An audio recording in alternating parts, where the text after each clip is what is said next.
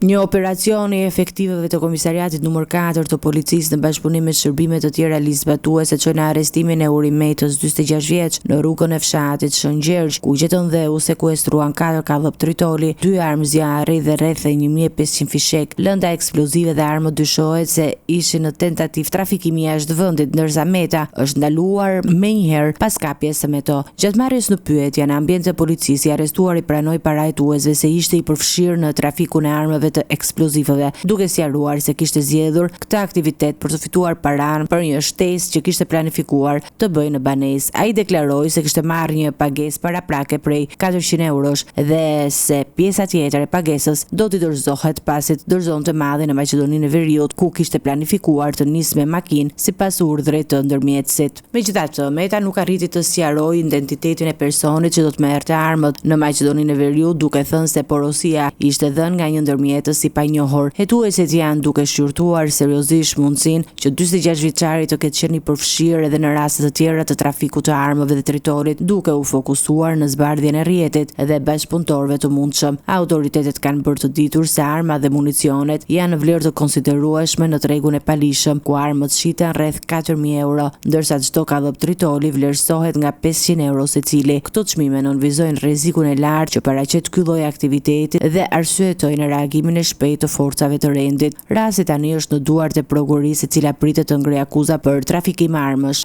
dhe për zgjidhje dhe zotërim të paautorizuar të lëndëve plasëse dhe armëve, ndërsa hetimi do të vazhdojë për të identifikuar çdo lidhje kriminale të mundshme dhe për të siguruar që përgjegjësitë të përballen me drejtësinë.